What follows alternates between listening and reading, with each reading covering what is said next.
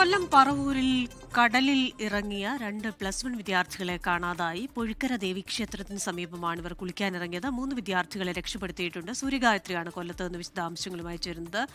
സൂര്യ, good evening. വിശദാംശങ്ങൾ എന്തൊക്കെയാണ്? 3 വിദ്യാർത്ഥികളെ രക്ഷപ്പെടുത്തിയതാണ് മനസ്സിലാക്കുന്നത്. ഇനിയും തെരച്ചിൽ തുടരുകയാണോ?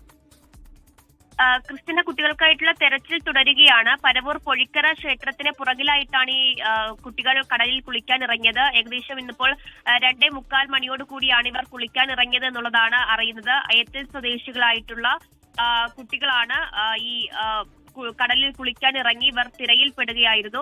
5 പേരുണ്ടായിരുന്നു. ഇതിൽ 3 പേരെ നാട്ടുകാർ ചേർന്ന് ഉടൻ തന്നെ രക്ഷപ്പെടുത്തിയിട്ടുണ്ടായിരുന്നു. പക്ഷേ 3 പേരെ കണ്ടെത്താൻ കഴിഞ്ഞില്ല. 3 പേർക്കായിട്ടുള്ള തെരച്ചിൽ ഇപ്പോൾ അവിടെ നടക്കുകയാണ്. കണ്ണൻ, അതുപോലെ തന്നെ ബിബിൻ, 2 പേരൊക്കെയായിട്ടുള്ള തെരച്ചിൽ നടക്കുന്നുണ്ട്. അതായത് 5 പേർ കടലിൽ കുളിക്കാൻ ഇറങ്ങി. അതിൽ 3 പേരെ നാട്ടുകാർ ചേർന്ന് രക്ഷപ്പെട്ട് 2 പേരെ കാണാനില്ല എന്നുള്ളതാണ് വിവരമാണ് ലഭിക്കുന്നത്. അതിൽ കണ്ണൻ, ബിബിൻ എന്നീ കുട്ടികൾക്കായിട്ടുള്ള തെരച്ചിൽ ഊർജിതമായിട്ട് നടത്തുകയാണ്. പോലീസ് ഉൾപ്പെടെ ഉള്ളവർ ഇപ്പോൾ സ്ഥലത്തുണ്ട് എന്നുള്ളതാണ് മനസ്സിലാക്കാൻ സാധിക്കുന്നത്.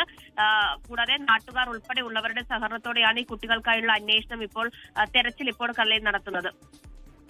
ശരി, സൂര്യഗായത്രിയാണ് കൊല്ലത്ത് നിന്ന് വിവരങ്ങളുമായി ചേർന്നത്. ലോകത്തെവിടെയായാലും ഏത് സമയത്തും 24 വാർത്തകളും ഓഗ്മെന്റഡ് റിയാലിറ്റി പാക്കേജുകളും എക്സ്പ്ലെയിനറുകളും വിശദമായി കാണാൻ ഞങ്ങളുടെ യൂട്യൂബ് ചാനൽ നിങ്ങൾക്ക് സബ്സ്ക്രൈബ് ചെയ്യാം.